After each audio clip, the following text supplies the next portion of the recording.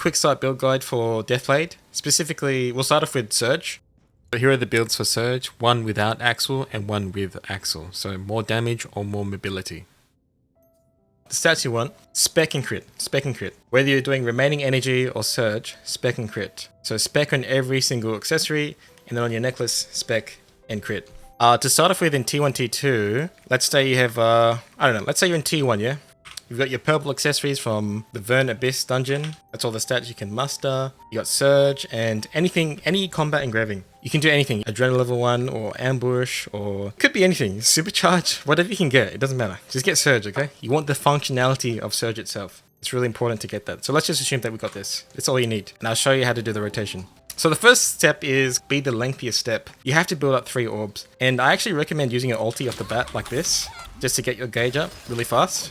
And honestly, just do your best to try and get your gauge up. Also be applying your synergy debuff with your Q skill. So your Q gives this buff here, 12% damage to head attacks and back attacks, and 3% damage to non-head attacks and back attacks. Anyway, once you get 3 bubbles, pop it, bang, apply your synergy, do wind cut. Wind cut gives a lot of stacks, whatever's off cooldown, just use it. Void strike gives the most stacks next. Wind cut again because it's up, maelstrom, apply your debuff, soul absorber, just happens to be up, and then surge, bang. And then you'll notice I waited till I was 20 stacks to use it, and it all comes off a cooldown like that. Apply synergy, Void Rush, Maelstrom. Wait for the attack to finish so you get all the stacks counted. And then I'm missing a stack. There we go. Search. And then it restarts all over again. So you want to try and get 20 stacks, and with this build I confidently say that you can get 20 stacks quite easily with this setup. Now there's a variation you can do with this build. If you're not confident with your movement just yet, you can replace Moonlight Sonic. So instead of Moonlight Sonic, get Dark Axel if you really want to. But in my opinion, you don't need this. If you're smart with your movement, you don't need Dark Axel. But instead of Moonlight Sonic, you have Wind Cut, and you should still get enough stacks before you run out of 3 bubbles. And it still works. Of course, your S skill, Earth Cleaver, is your one counter skill. You have another counter skill, it's called Headhunt, but it's not really used in raids because Earth Cleaver eventually gets leveled up. You eventually max this out and it actually does a lot of damage. So you do push and then weak point and then Earth Explosion. It actually does a lot of damage, so that's why you eventually want to take Earth Cleaver. It's just a better counter skill. Nice bit of destruction, stagger, and does decent damage. So now that you've seen the rotation, we'll actually talk about why you need to build stacks and why you want to try and get to 20 stacks. So we're going to take a look at Surge itself, okay? Surge. So just have a read of this real quick. So for every stack, you get 7.5% Surge damage. So Surge damage is the finishing move itself. Surge is this skill right here. That's what it's called. It's called Surge. So you get 7.5% damage per stack. So at 20 stacks, that's 150% extra Surge damage. You get 21% attack power per stack. So at 20 stacks, that's 20% attack power. So you can imagine a fully buffed Surge is massive damage at level 3 Surge. And also at 20 stacks, that's 20% additional attack power for your ultimate skill, your Flash Blink. You want to try and get 20 stacks, and with this build, I think you easily can. And ulti then, because you get your 20% attack power. So we talked about the bust briefly, but yeah, we'll talk about it again. Spin Cutter gives you this synergy, gives you 3% damage overall, okay? 3% damage overall, an additional 9% damage to head attacks and back attacks. So 12% damage total to front and back attacks. On top of that, you have Maelstrom, and with the Dark Order tripod, you give attack speed and movement speed to your party. So it's really, really nice. You typically want to couple that with your longer animation skills like Void Strike, Soul Absorber, or Moonlight Sonic. This makes it a lot faster. I recommend this build overall. I think you don't need the Dark Axel. If you feel uncomfortable without Dark Axel, then by all means swap out Dark Axel with Moonlight Sonic and just use Wind Cut for your primary stack generator, as well as Void Strike and Spin Cutter. Those are like your primary stack generators because they're all low cooldown. Well, at least Wind Cut and Spin Cutter is to get your 20 stacks. And always pop your Surge at 20 stacks, not before, because you won't fill up your gauge fully.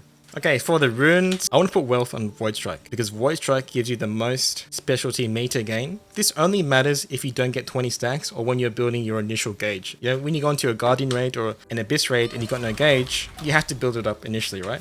To get into this rotation of getting your gauge back fully. So this is where Wealth Rune really helps. And as for the rest of it, Gale Winds on your long animation skills. So for my case, I put it on Blitz Rush and Moonlight Sonic. I put Overwhelm, which increases stagger damage on Soul Absorber. You could also put stagger on Blitz Rush if you wanted to. And I've got this quick recharge rune on Wind Cut because it's a low cooldown. So it's a high chance to reduce the cooldowns of all your skills. And I've got Rage on my Spin Cutter. Rage is from Chaos Gate. Gives you a nice bit of attack speed, move speed buff. So open up with your Spin Cutter, you might get that buff, just maybe. And you can go into your rotation. And Bleed on my counter skill. Bleed is actually really important. So for instance, in the 1325 Abyss Dungeon or Reha, Sato the Clown, when you apply Bleed, it prevents him from healing. Bleed is really actually really important, and it's a little bit of extra DPS. As for the Chaos Dungeon variant, you just have to change like 2 things. For me personally, I just bring back Dark Axel, I leave Wind Cut, I take out Void Strike, and I change some tripods around. I use Law of the Jungle, I get the AoE tripod on Soul Absorber, and that's it. So I'm just gonna hover over those tripods for the Chaos Dungeon one. The only thing that's changed are these two skills. So your Wind Cut and Soul Absorber, and that's it. That's the Chaos Dungeon build. Okay, we'll talk about endgame engraving. So when you get up to Argos, you start getting yellow accessories. When you start doing Oreha hard mode, you get yellow accessories. That's when you can start getting 3331. What does 3331 mean? I always get this question. 3331 means 3 level 3 engravings plus 1 level 1 engraving. So if I say 333333, 5 threes, I have 5 level 3 engravings. But when you get to Argos, it is possible to have 3331. In this case for Surge, I would probably get Grudge, Master Ambush, and increases mass. I think this works nicely. So this, you can start off with this. Trying to max out your class engraving can be quite expensive. You could max out your class engraving. Maxing out Surge would be a lot of damage. This is a lot of damage modifiers stacking up your damage. So you got Grudge, 20% damage, 25% damage on your back attacks if you land the back attacks. That's the essential part. You need to land your back attacks, and increases mass. Now it reduces your attack speed by 10%, but it's not that big of a deal when you consider that you always have this buff here, this Death Trance. You got 20% attack speed, and you also have Maelstrom. So Maelstrom gives you attack speed as well, and that offsets the downside of increases mass for a massive damage buff. And if you don't want to do that, you could also do Curse Doll. You could replace Curse Doll with any of these. Maybe don't Grudge. It's fine. You're going to do very similar damage. You could just replace anything you like. Take this. Maybe you don't want to land back attacks. Just take off Master of Ambush. That's fine too. And then leave on increases mass. I think that's a good combo there. If you don't want to land back attacks, because landing back attacks can be quite finicky. It can be difficult. So this would last you to Volton. You could do Argos Phase 3 and Volton with this setup. So with Legendary Accessory, you'd probably have 1100 spec and crit.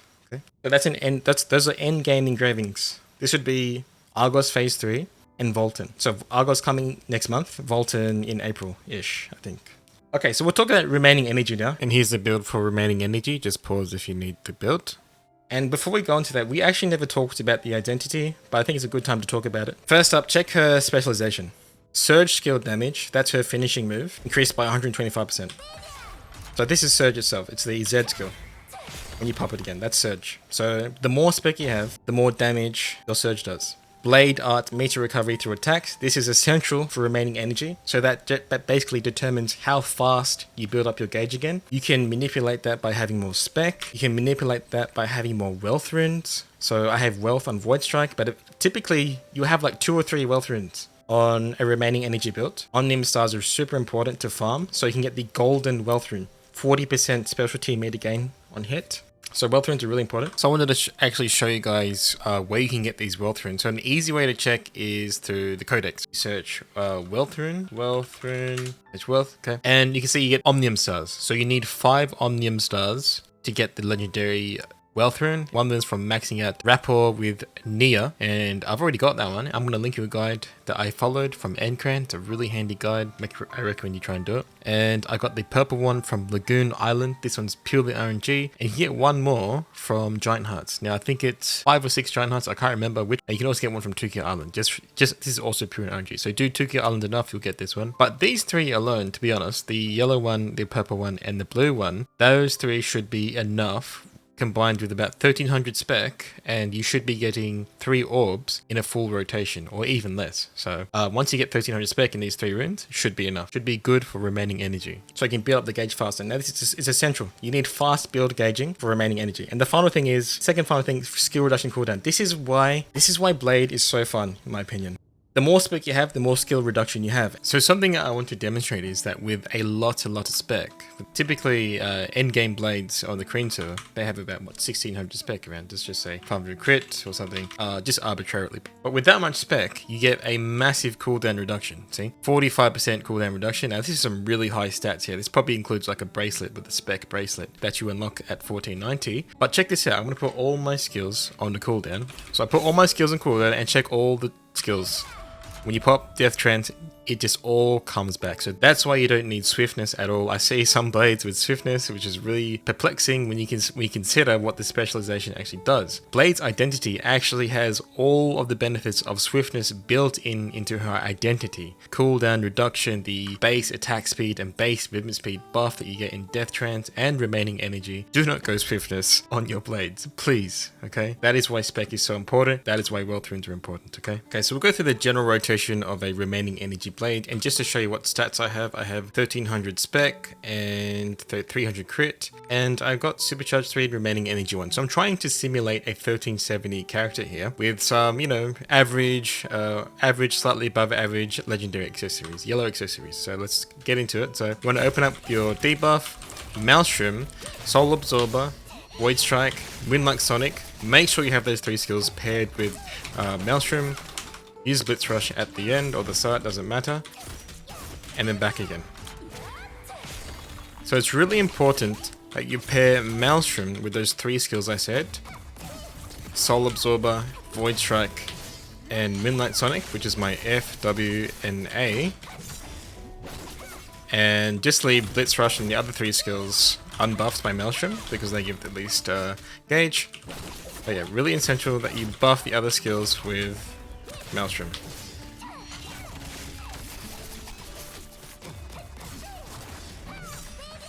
Now, this gets a lot more smoother with more spec. With more spec and more wealthrunes, I've only got 1 wealthrune on Void Strike, it becomes a lot more smoother, okay? So this is why I don't recommend remaining energy until tier 3, until at least yellow accessories, until you have 1300 spec and at least multiple runes. Actually, if you had like those 3 wealth runes I outlined, you could probably get away with like 1100, 1200 spec, probably. And that would be not too hard to get in T3. And for engravings, I'm only using 3-1 right now. Supercharge level 3 and remaining energy 1, and it's fine. That's all you need. Supercharge is really good for remaining energy. It buffs 3 of your primary damage dealing skills and is often a staple in remaining energy builds. So definitely use this one. If you want to go even further, of course, so if you were to get some really good accessories, like and actually build up your engravings, I would recommend go Grudge. And then you got 2 options to go. You can go Master of Ambush or you can go Cursed Soul. Okay, you're one of those 2. Let's say for instance, I don't want to get back attacks. Like I don't want to have to fully rely on back attacks. Well, I'm going to try this combo. So I would try this. I think this is perfectly fine for Argus Phase 3 and Volta Normal with yellow accessories. When you get artifact accessories, you probably want to try this. So when you get artifact accessories, you'd probably want to try this or something like this. This is also possible. This is also typical. This would be a nice artifact setup.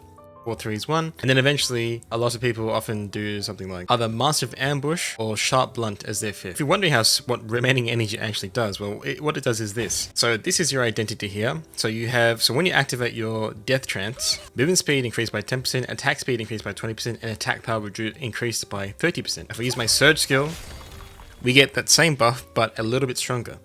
36% attack power. So this buffs all of your skills, including your ultimate skill, including your awakening. You actually don't want to use your awakening when you have this active because this actually gives less attack power compared to the actual remaining energy buff, which gives 36% attack power. So that's how the remaining energy engraving works. It's kind of the opposite to Surge. In Surge, you want to remain in Death Trance and build stacks with your skills. While remaining energy, simply you just want to use your Surge as soon as possible and then build up gauge again so you can surge as soon as possible again. So now how you make this more smoother, how you guarantee to get 3 orbs every time, you need wealth runes and you need more spec. The more spec you have and the more wealth runes you have, you're going to put like wealth runes on your Moonlight Sonic and your Blitz Rush or your Soul Absorber, the faster you'll get your gauge and you'll guarantee 3 bubbles in every rotation. Thanks for watching, thanks for listening guys.